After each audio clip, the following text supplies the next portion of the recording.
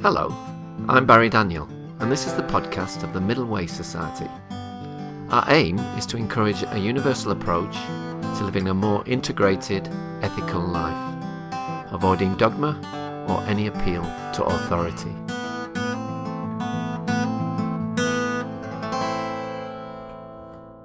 Our guest today is Dr. Dan Siegel. Dan is a clinical professor of psychiatry at the UCLA School of Medicine and the founding co-director of the Mindful Awareness Research Center at UCLA. He is also the executive director of the Mindsight Institute, which focuses on the development of mindsight, which teaches insight, empathy, and integration in individuals, families, and communities. Dan has published extensively for both the professional and lay audiences.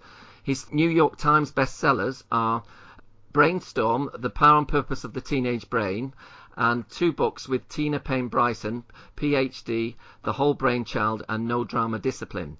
Other books include The Developing Mind, Mindsight, The Mindful Brain, and The Mindful Therapist. And he's here to talk to us today about his latest book, Mind, A Journey to the Heart of Being Human. Hello, Dan. Welcome to the Midway Society podcast. Thanks, Barry. Thank you for having me. Great. Well, should we just dive in then, Dan? Let's dive away. You structured the book by exploring what you see as the what, who, where, and why, and when of the mind. And I thought it might be an idea to frame the interview in this way. But also, a lot of you was in the book as well. And in a sense, it was part autobiography. I personally found this really fascinating and very moving at times. What was your rationale for doing this? Well, Barry, when I set out to write a book to connect with people, with the reader, about the nature of mind, one thing that comes up when we use that term mind is subjective experience. So I wondered, before I started writing the book, what would be a way to invite a reader to explore her own or his own, subjective life, the texture of lived life that we experience in consciousness, as a beginning place for diving into the mind. And so I felt that for the reader to be invited to be present, I, as the writer, needed to be present too. And usually in professional books, you're told not to do that, and you're urged to stay, very objective and very professional and all that stuff. So it was a big decision against, a general stance, but I felt really strongly about it. So I tried it out, and it seemed to work when I tested it out with the initial readers of the first versions of the manuscript. And so I went that way, and I thought too that, doing it in a kind of chronological sequence at times, segments of time, would invite the reader also to reflect on their own life, and to try to make sense of life is something the mind does. So you'd be having the content in many ways parallel the process of the actual reading. So that was the intent behind it, and it seems to have worked okay. Well, it certainly worked for me. I found that quite helpful. After each chapter, when you'd unpack a certain aspect of something you were trying to put across, then you invited the reader to reflect on their own experience. And I found that really not only useful just as an exercise in itself, but also to get a feel for the book in a better way. Well, I'm really glad to hear that, Barry, because when I first started out, it wasn't so clear it was such a good idea, because, it wasn't what we're supposed to do. But, hearing your response and having some responses of others makes me feel like, okay, because this is the funny thing. When you write a book about mind, and the mind includes subjective experience, it's a challenge for all of us to do something with that word, and also the reality of our subjective lives. So, yeah. I'm glad you found that it worked, and because it also gets into, as some really conceptual discussions that I felt could get so deep and in some ways intricate, that to ground it in actual experience, like here I am walking down a street, yeah. This is what the wind feels like, something like that. It would literally ground it on earth while at the same time it's up in the clouds of ideas and interconnected notions, which are also important. They're just different than the moment to moment experience we have. Sure, yeah. But it's like anything. Like sometimes theory or practice are overemphasized, but I feel them. They're inextricably linked, and I think you did that really well in the book. So I was able to actually sort of think through in a practical way some of your ideas. Beautiful.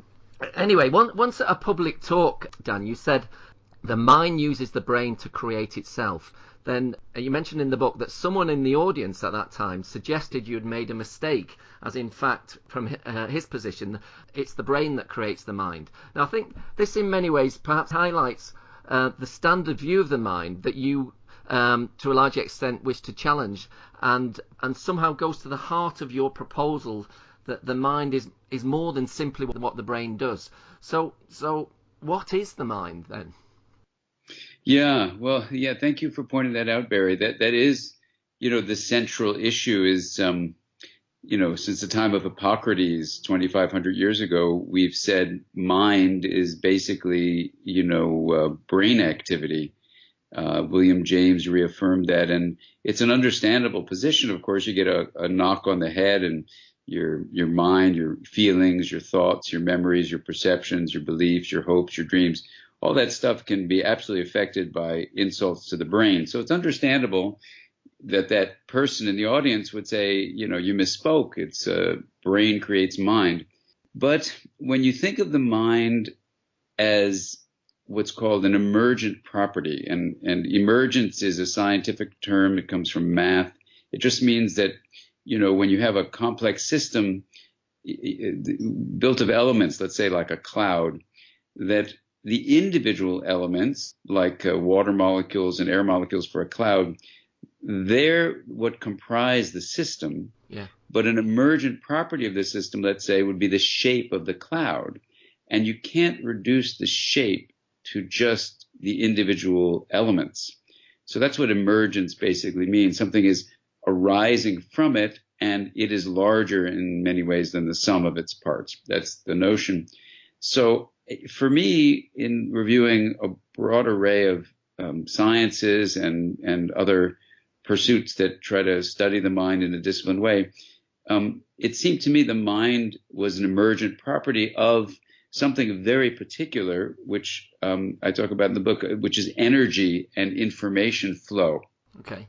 And that flow happens between us as much as it happens within us. And the within includes, of course, the brain, but it's not limited to what's in your skull. It also includes what's going on in the body, but it's also not limited by the skin. So it includes what's happening like right now between you and me, but also between us and anyone listening to us. So mind then is an emergent property of energy and information flow, and whether that's consciousness and subjective experience or information processing, or a fourth facet of mind, which can be called the self-organizing emergent process that is basically both fully embodied and fully relational. And when you take that view of self-organization, then here's why I responded to that participant the way I did.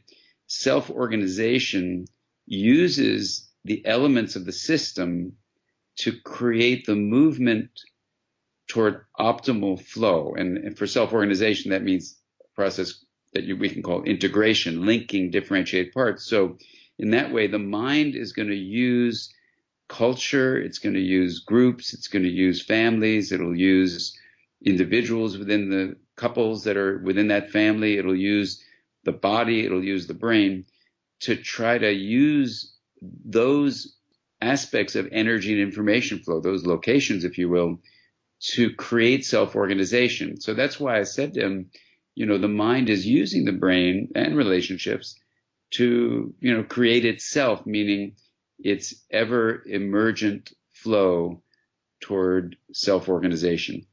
Okay. I'm just thinking, you mentioned a couple of times Antonio Damasio in your book, and I'm thinking of some of his studies where he worked with people who, for one reason or another, through lesion or stroke or whatever, had the emotional side of their brain knocked out.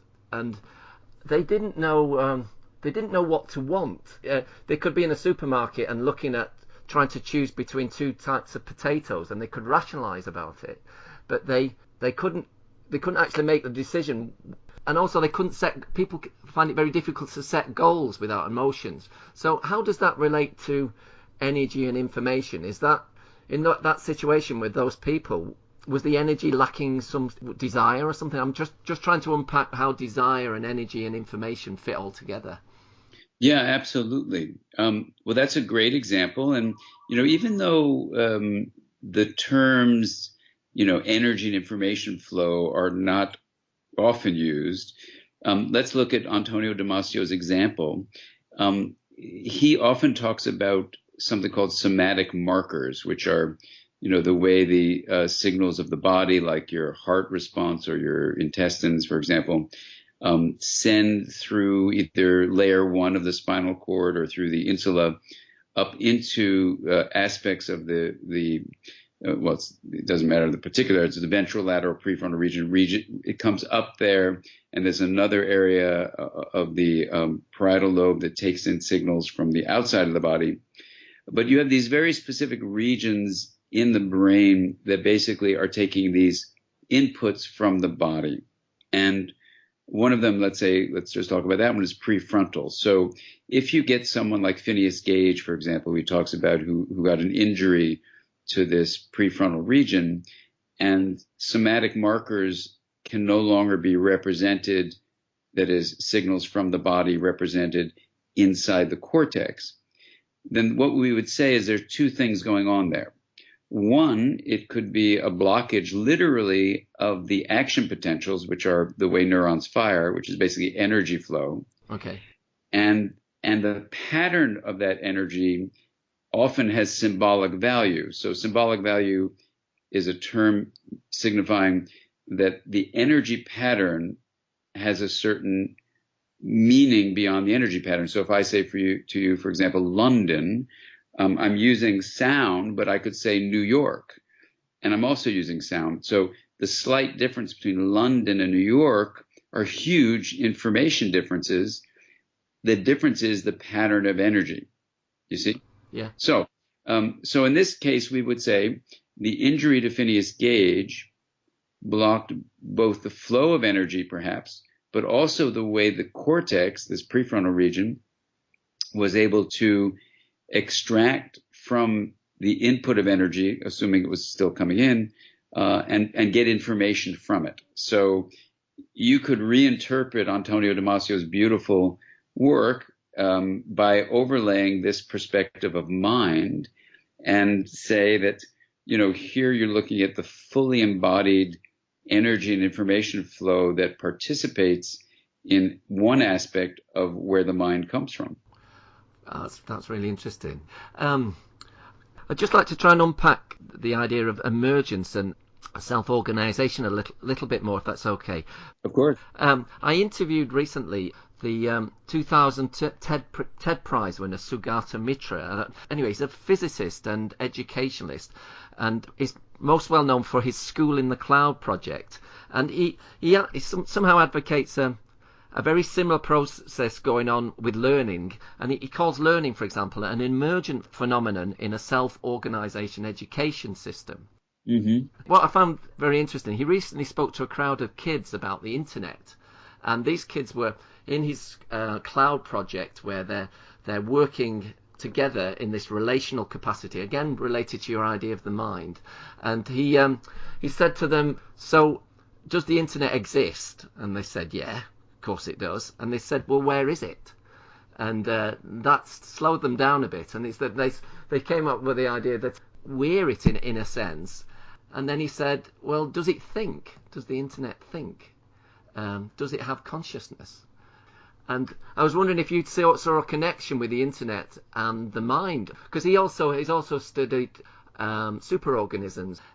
Is a beehive also emergence and self-organizing? Yes. First of all, I love his work, and I love the way you're drawing on it to deepen our discussion. And I'm just in the middle of reading two books actually on consciousness in the octopus. who of course has an evolution that as a cephalopod, that is far, far away from our own, as vertebrates. And so they're fascinating books. I wish I could remember the authors to give them a little plug here. But anyway, it's two ones that came out very recently.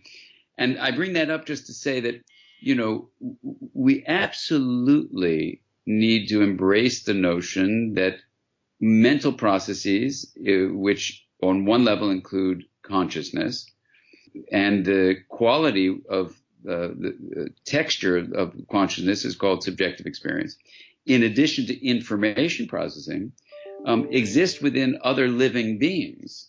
So let's just start there in terms of just the animal world, that there's every reason to believe, that these experiences of some kind of mind exist in many different entities. I was once at a meeting with a Parisian philosopher, Michel Bitbol, and we had a wonderful 3-hour dinner where he was talking to me about the neurophenomenologist Francisco Varela, having a conversation with him about the importance of realizing that even an amoeba, processes information. And it was a fascinating discussion. Yeah. So when we build on that, and then you're talking about the internet and the way these young students were asked, where is the internet? Who's the internet? When you talk about emergent properties, we do need to realize that if energy is flowing and it's forming symbolic representations that we call information, then it is overlapping with what we're saying is mind. Now, I read, and I wish I could remember her name, a beautiful article by someone about the idea that there's something about intention that is needed to go from simple artificial intelligence to mind. And her argument was that we have the intention to create our communication with each other with the internet, for example, but the internet by itself lacks intention. So I'm open to talking about the whole issue, but she had a really scholarly approach to taking apart the difference between artificial intelligence that might lack intention and human intention. And she had a reason why that was crucial. For myself, I would say this, there's a really useful 4 E's that philosophers of mind have, I think, very eloquently, which would be a 5th E for them, articulated the nature of mind. So they call it embodied, and this includes the work of Evan Thompson, who I love his work. Yeah. It's embodied, meaning it's not just in the skull. So it's really embodied.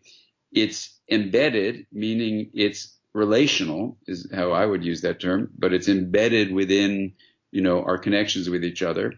It's enacted, which means it comes in kind of an action thing. It's not just by itself. It acts on the world and the world acts on it. So it's enacted. And the 4th E is it's extended. So the internet, David Chalmers talks about this, and Andy Clark, in some of their wonderful writings, 2 philosophers of mind, talk about and refer to many other writers who write about this, that extended cognition is how we have computers, how we have telephones, how we have the internet. And so at least for now, we would say the internet is a form of extended human cognition. Yeah. And at this moment, and it may not be that way for long, but at this moment anyway, it requires the intentionality of human beings to make it a part of our extended cognition. Yeah, that's very interesting. Okay, well, let's move on a bit, Dan. You came up with the term Mindsight when, as a student, you took a year off from medical school. What does that term mean, and what conditions were in play in your life at the time to help you reach that insight? Yeah, Barry, this is another reason why I wanted to write the Mind book as stories, because some of these experiences I had, I think people wouldn't really believe. But what I would say is this is, when I was in medical school, I was a young student, and I was very excited and eager to be in that training. But when I got to the clinical side, and I would spend a lot of time talking to my patients about their feelings, about what an illness meant in their lives, about how it affected their relationships, about, their hopes for the future. My professors would constantly tell me repeatedly over and over again with a lot of intensity that I was asking inappropriate things, that doctors should not be asking patients about their feelings or their story or meaning or stuff like that. So I ultimately dropped out of school, and in my time away, it was like very confusing because I had wanted to become a physician for a long time. So now I was like without a plan. I didn't know what I was going to do. And when I thought about what had happened there in the hospital and how these really smart professors could treat human beings as if they were mindless, just bags of chemicals. And I was trained in biochemistry, so I was pretty proficient at talking about molecules. I just felt there was something really seriously, scientifically and professionally wrong with what they were doing. So I said, well, what's missing is they're not seeing the subjective experience of their patients and how important that is. So I made up this word, mindsight, for the sight is the seeing and the mind meaning at least subjective experience. So mindsight was a simple word I made up for myself. So when I decided to go back to school, it kind of protected my heart, it protected my head, it protected my soul, because, of course the professors hadn't changed, and I had to really kind of study these professors like you might study a bad play if you were a playwright, that what's the way not to treat patients. And even though they were really smart with physical sight, seeing the physical world, they were kind of at least not applying any mindsight skills they had. So it was a word back in the early 80s that became a guiding light for me. And then when I went into psychiatry later on, it seemed that you could teach mindsight to people and it would be actually quite useful. Yeah, and I remember there was a person in your life around that time that was also a guiding light, your friend and mentor Tom. And I remember there's a great quote in the book. I don't know if it's from him personally, but it was like, if you want to care for people, you need to care about them. Exactly. And was he also an influence on you when you started developing the ideas around integration? I knew Tom when I was in medical school, and I don't think the idea of integration as a clear idea, maybe an experience it was happening, and Tom was an epitome of that.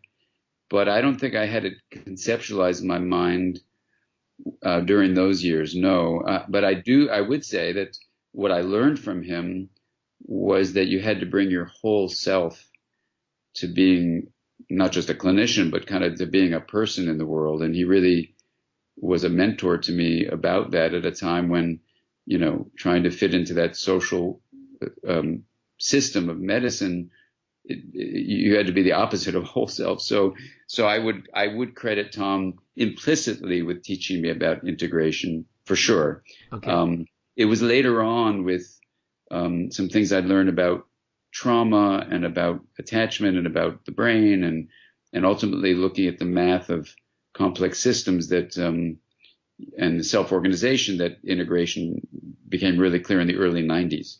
Okay, and so what is integration, Dan, and how does it relate to the mind? Yeah, so, the story I tell in the book, the experiences that happened with me with this group of scientists, 40 scientists, asking what is the mind and how is it connected to the brain, they couldn't come up with a definition of the mind that they shared, but they all knew what the brain was. So I offered them a definition that I mentioned to you earlier of a self-organizing, emergent, embodied relational process that regulates the flow of energy and information. So for them, that was a useful working definition for us to begin back in 1992 to collaborate with each other in a transdisciplinary way. So it was very exciting. As a clinician, I wanted to ask the next question, which is, how do you optimize self-organization? from that definition, right? So what became apparent both in my clinical practice, because I've been practicing for many years at that point, was that patients came in with either chaos or rigidity. And when I looked at the math of self-organization, it said that if there's a complex system that's not optimizing self-organization, which I can define how it does that in a moment, it leads to chaos or rigidity. So I was like going, whoa, then maybe that's why all these serious psychiatric disorders like schizophrenia or manic depressive illness or depression or obsessive compulsive disorder, autism, post-traumatic stress, all these conditions, their symptoms are all, examples of chaos or rigidity. So then when I asked the question to mathematicians who are specializing in complexity theory, what optimizes self-organization? They said, well, that's very simple. I said, well, what's the answer? And they go, you differentiate aspects of a system and then you link them. I said, well, give me an example. And they would talk about a cloud, how different regions of the cloud could differentiate, but then link, or even there was a complex system of, I believe they were amoeba, and how they formed this complex system that was self-organizing. So I said, well, what do you call the linking of differentiated parts? What's the math term for that? They go, we don't have a math term. We just say that's how you optimize self-organization.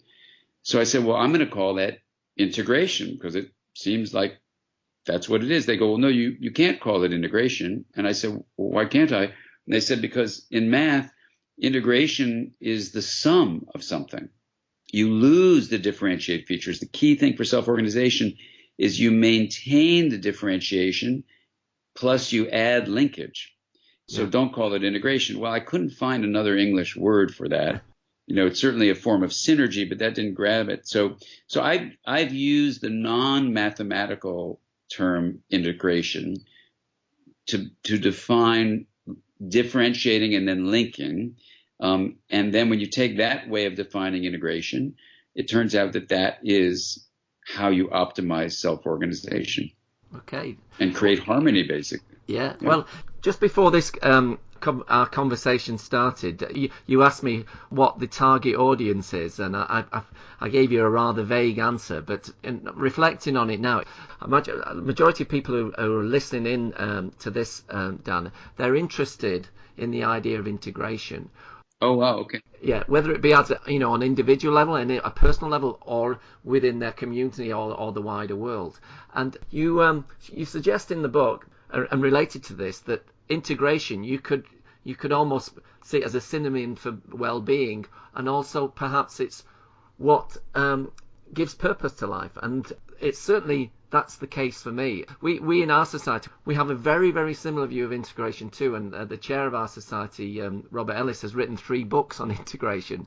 Oh, really? Yeah. Oh, wow. And there's a lot of synergy and resonance. But anyway, so could you just expand on that a little bit more? So why you see that connection with purpose and well-being? Yeah, well, it's so interesting, Barry, because I was so nervous about doing this in the book, and I think I said so in the book. It's like, how can anyone say what the purpose of life is? It's such an individual question. Yeah.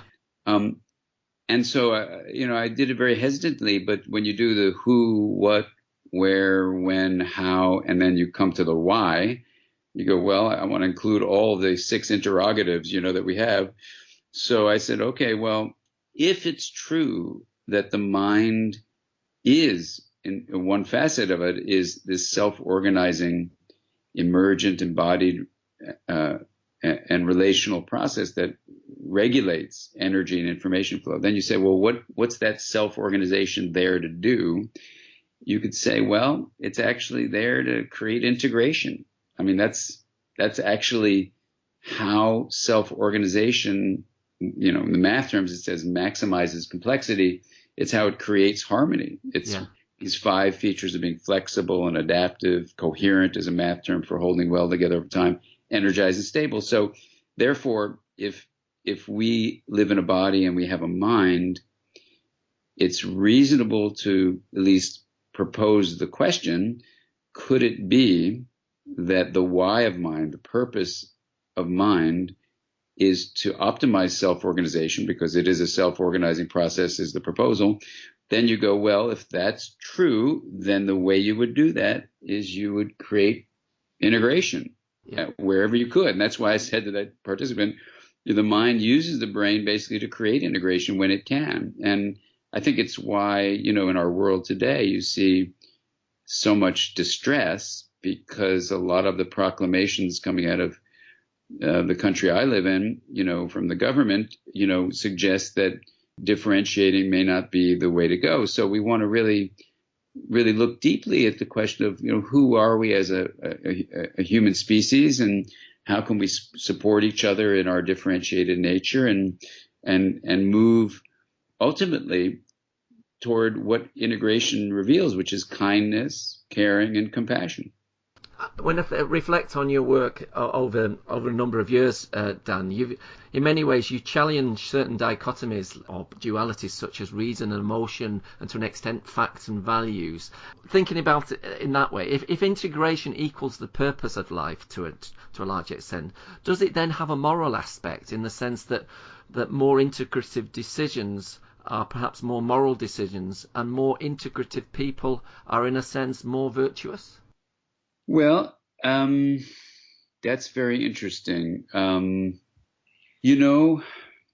I would say that it does have a moral dimension to it. If by morality, well, I could ask you what you mean by moral, because I have a way of dealing with morality. So let me ask you the question to you, Barry. Tell me what you mean by moral when you say a moral dimension.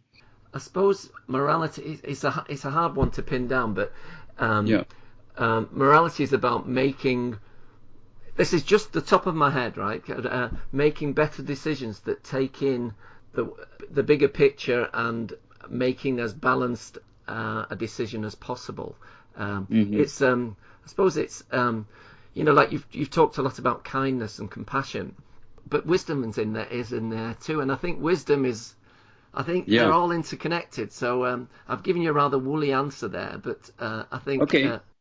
Well, I would go with your woolly answer, and I would also add perhaps, the idea that for me, morality means embracing not only issues of right or wrong, but realizing, we're part of a larger whole. Yeah. And, and in doing that, then yes, this is directly related to that sense of, for example, if you say for an action you're examining for its moral basis, you say, does this promote well-being, or does this promote chaos and rigidity? And if you say this action, this decision, this policy is creating more chaos or rigidity, not just in the short run, because to change we need to go through periods of disorganization, but I mean in the long run, then you would say, well, there's something about this policy or this action that is actually either amoral or possibly even immoral. And so it's an interesting and very direct way of looking at things from a moral basis. And I'm not a philosopher of morality or anything, but it seems in what I've read about that this might be a useful kind of measure of morality. Does it promote integration, or does it inhibit it? Yeah, that seems to work for me. There's nothing jars about that connection between the two spheres, really.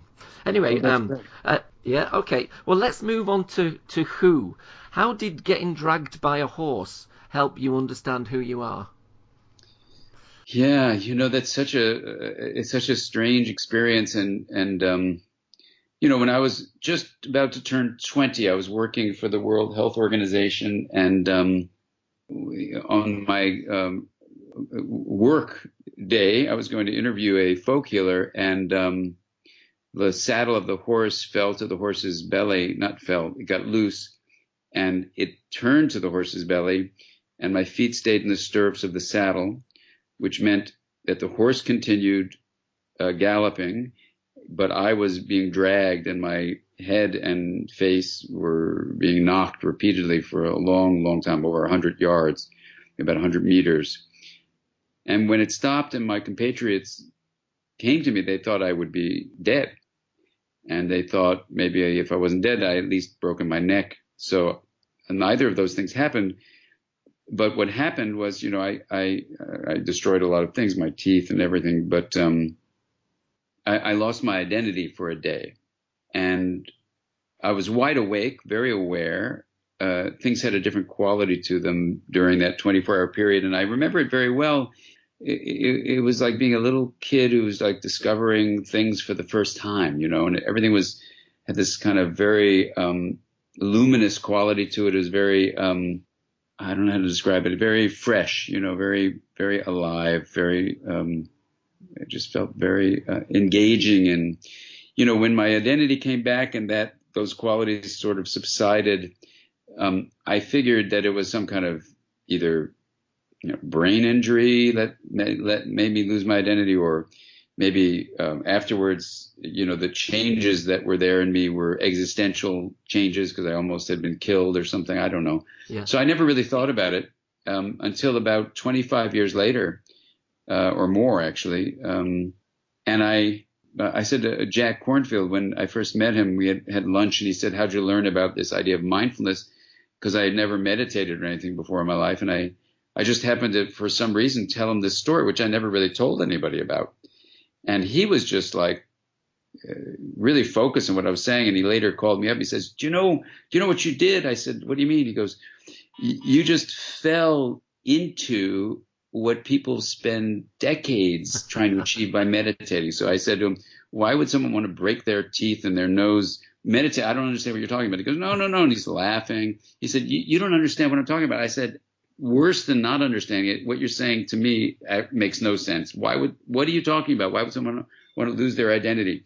Anyway, we developed a friendship after that. So I learned in studying with him that, in fact, the idea of a fixed identity is indeed something that in various contemplative practices you try to loosen.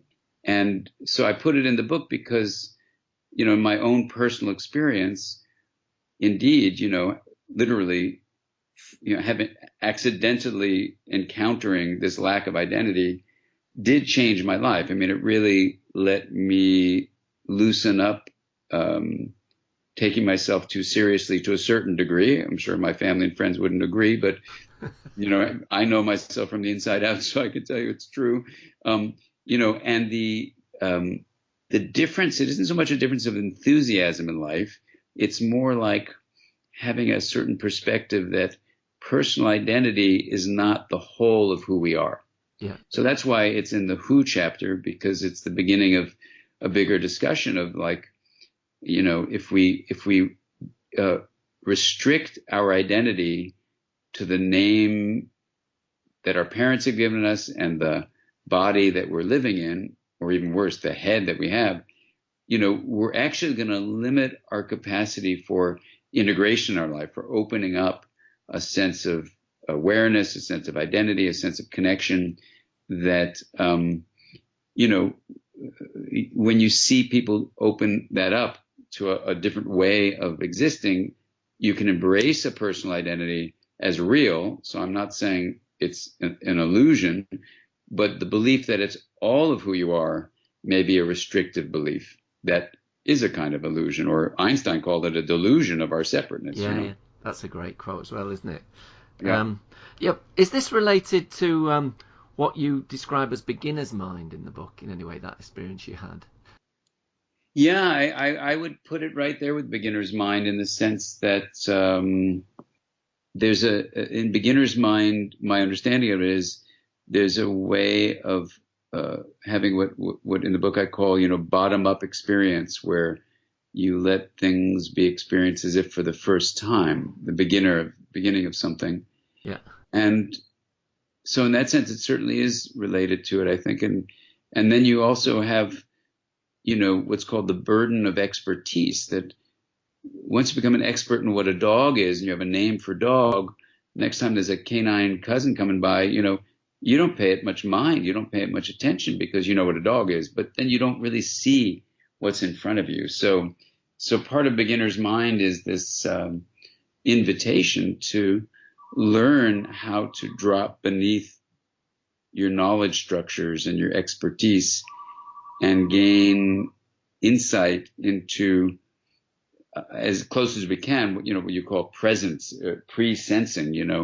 It's tough because you have a brain and you do have knowledge, you do have experience. So it is a kind of art form, I think, to try to develop this beginner's mind, to really allow the who of who you are to be more open than a restrictive definition of who you think you are. Yeah, okay. So let's move on now to where the mind's located, Dan. So how is the mind not only embodied, but also embedded? Could you just unpack that a little bit more? Absolutely. So this is the tough thing about, in academics, there's such a focus in neuroscience and psychology and psychiatry on the interior origin of mind.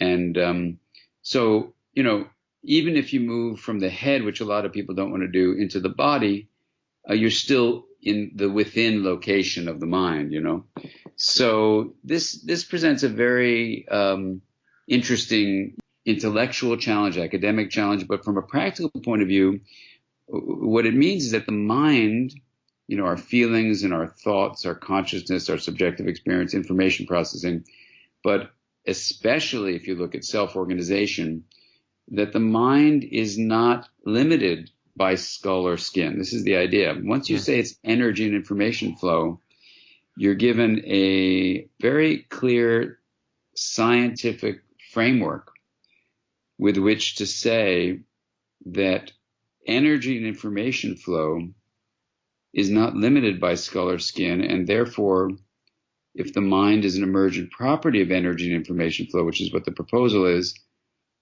then the system of mind has many, quote, locations in what we perceive as distinct.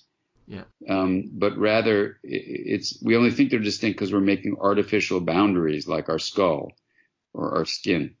And this is hard for people to grasp. So I wanted to spend, like in all these issues of here in the where, I wanted to spend really some time going through it to, wrestle with these ideas. Where is the mind? Well, it's both within you and between you and the world. So that's the idea.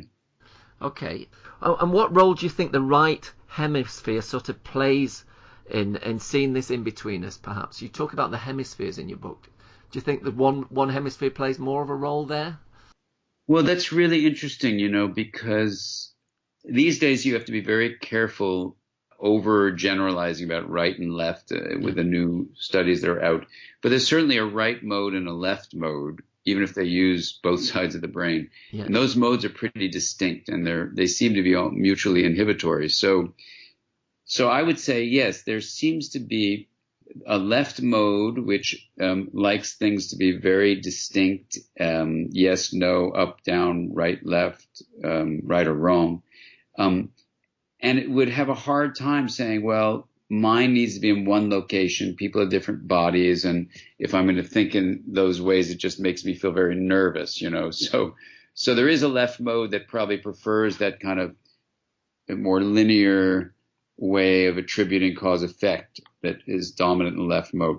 The right mode, in contrast, it feels more comfortable in a sense with systems thinking. Yeah. And systems thinking is it's real. I'm working with a bunch of systems thinkers now in a project to see how we can promote more systems thinking in a world that's really more linear thinking of this left mode dominance. Because if we're going to realize our place on the planet, we need to embrace the reality of how interconnected we are in the system. So anyway, so a right mode, and that isn't just right hemisphere, that's just a right mode processing, does have this more systems orientation.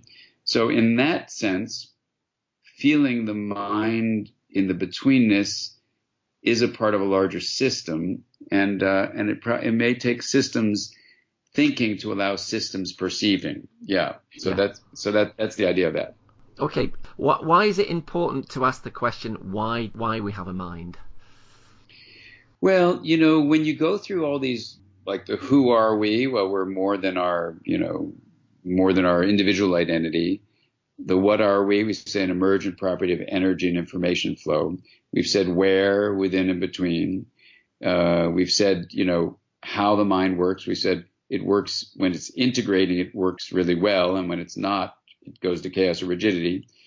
We didn't touch yet on the when, but we can just say there's a fascinating when of mind, that allows you to see how important the present moment is, especially in light of some of the recent discoveries that time is something that flows, may not actually be something that really exists, but change certainly happens. So there's something called an arrow of time, which is really the directionality of change. So you get some really interesting things even with the when. Yeah. And when we come back to this question of why, when you look at all these other 5 interrogatives and say, well, look, the present moment is really important. Diving beneath separate identity is important. Realizing we're part of a larger system. Our well-being on the planet depends on our embracing our interconnectivity. All of that comes under this question you're asking, Barry, of why. Yeah. And it really comes down to this notion that, well, integration may be the why. So like I'm listening to these wonderful, wonderful talks on contemplative studies, and they're talking a lot about kindness and compassion. Well, kindness and compassion are integration made visible. And even though these speakers who are speaking so eloquently are not talking about integration, they don't talk about energy and information flow, they're not offering definitions of the mind, their beautiful work can be brought into this larger, Mindsight view, or this interpersonal neurobiology view of, saying, well, gosh, yes, living in the present moment is essential. It's the pathway or portal for integration to arise. And when we embrace the openness of that, kindness, compassion, and caring are natural ways that we can learn to live. And so this is, for me, the why of mine. It helps me in my own personal life. I think it's another reason why I wanted to make sure the book invited readers to take in the ideas, but also see if they could weave them with their own, personal journeys. Because as Arthur Zients said in a meeting I was at recently, we need something, he coined this term, pervasive leadership. We need people to take on, literally from the inside out, inner knowledge, inner awareness, so that they can bring from this space of really inner integration, I would say, a way to be in the world that is ready to receive a different kind of way of being. Because if everyone takes on this kind of leadership invitation, there can be all these changes that can happen. Sure. So I love his notion of Arthur Zients' notion of pervasive leadership. I think it's a guiding light that we all need to work on, doing podcasts like you're doing, Barry, having societies in different places that try to bring these messages in, Yeah, I would very much agree with that. And in your book as well, you start to make a connection between integration and the world's wisdom traditions. Mm-hmm. Could recognizing that this idea of mindsight, or that we are aware, be seen in some ways as also being a sacred experience? Yeah, Arthur had a beautiful way of defining what sacred means. And I wish I could quote him in all his eloquence. And I may have done it in the book, I can't remember. But right now, I'll just give you the gist of it. It was something like, something sacred for him meant like honoring the beauty of the world and having this sense of gratitude for what is, something like that. It was much more beautiful than that. But what do you mean by sacred, Barry? So I can know how to respond to your question. I'm not sure how to pin that word down myself either. It's something that, okay.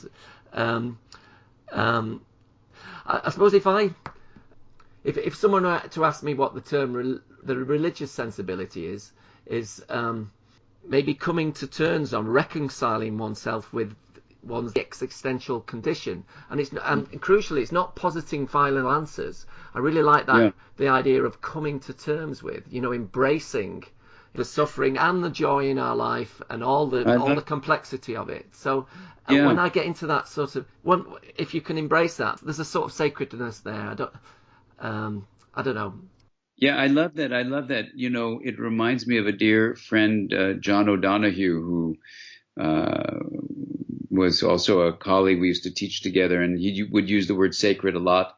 And around that time, people were inviting me to teach at conferences I never knew existed on spirituality, you know.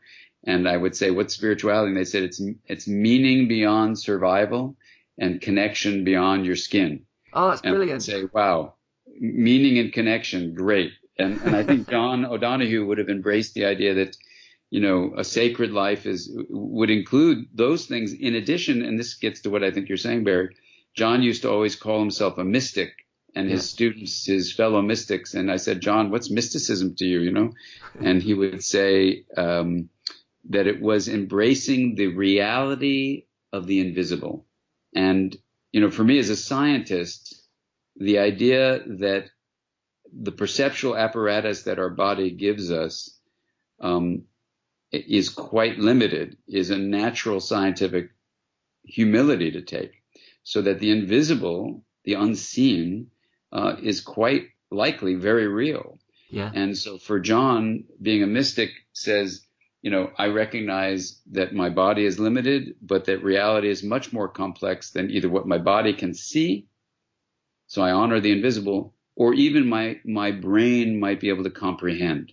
Sure. So I think to really embrace fully the sacredness of everything we're talking about, the mysticism of it, the spirituality of it, is to be truly scientific. Yeah. So I don't see a division between science, spirituality, the sacred, and the mystic. Yeah, and I think you do it really well in the book when you talk about our name as a species, Homo sapiens sapiens, the ones who know. And you say in some ways that marries the notions of both science and spirituality. I thought that was great. Yeah, exactly. And that's my deepest hope for the book, is that it can allow us in all these different fields of the sacred, of mystical, of spirituality, of religion, even of, you know, contemplative practices, and of clinical work, education, parenting, science, that people will find a common ground there because they're all invited to participate themselves. Yeah. Okay. No, great. Yeah. Okay. My last question, Dan. The middle way, as we understand it, is the idea that we make better judgments by avoiding fixed or dogmatic beliefs about things, whether those beliefs are positive or negative. That then throws us back on experience. So we're left in this sort of messy, uncertain middle. But it's arguably in the messy, uncertain middle that we actually start to get to grips more adequately with the phenomena that we encounter, whatever they are. Now, how might that relate to what we've been talking about today? Yeah, well, I'll just say this, that I think, you know, and I think I talk a lot about this in the last 3 chapters of the book, about the importance of embracing uncertainty. And so just to spend a moment really honoring what young children and adolescents go through, you know, in the school environment in modern times, it's so much about certainty, right? I mean, you have an exam, there's a right and wrong answer, you know, you're supposed to know exactly what's going on. You take your test, you get scored. And yet life, as you're beautifully pointing out, Barry, is messy. It's full of uncertainty. And I think what we need to do, and I think back in the day when I was offering this working definition of the mind, I kept on telling the participants in that group, it's a working definition. There's no reason to think it's correct or not correct. But, you know, when I had my first book, Developing Mind, under revision, I had 15 interns work with me. And I said, your task is to prove that what the first edition said was completely wrong. And let's just write a new book. It'll be more fun. They go, you mean prove it's right? I said, no. You want to disprove something. Anybody can find 1 or 2 things that supports you. I want you to find 1 or 2 things that just go against it. And then we'll move on, you know. And so it was a fun little journey we had. But the issue there is exactly what you're saying. You want to put out a possible idea, like the mind is a self-organizing process, and then say it could be wrong. And let's find the things that prove it wrong. Well, so far, over the last 25 years, the research that's come up support that view, but we still should have an open mind about it. However, you can start building some interventions, some things you do, parenting approaches, education, clinical work, climate change issues, things you do, with your own contemplative practice that build on integration. Because for now, anyway, we have 25 years of empirical support for it, but you wouldn't want to use the word proven, and you'd always want to leave an open mind about the uncertainty of everything, for sure. And that actually makes it, for me, more exciting. It's just, when you really embrace uncertainty, life gets a certain, it's the beginner's mind thing. You say, let's just keep a fresh mind as best we can. And I think that's a way of joining any relationship with anyone, is that, it's not that we don't know anything. It's just that we can be in a state of continually learning new things. Exactly, yeah. Well, yeah. I personally think it's a good strategy, and it seems like you as well, to avoid certainty. That doesn't mean to say that you can't have an incremental confidence in something, confidence is an incremental term. And I certainly, through reading your work, Dan, have not only a lot of confidence in your work in general, but also in this idea of the mind. And I hope through this chat today that some of the listeners have got at least because all you can do in a talk like this is get a snapshot, but maybe it'll encourage them to go out and buy your book. Well, great. And I don't know where you're located, Barry. I know I'll be in London later on in the spring, and it'd be lovely to continue a conversation. Brilliant.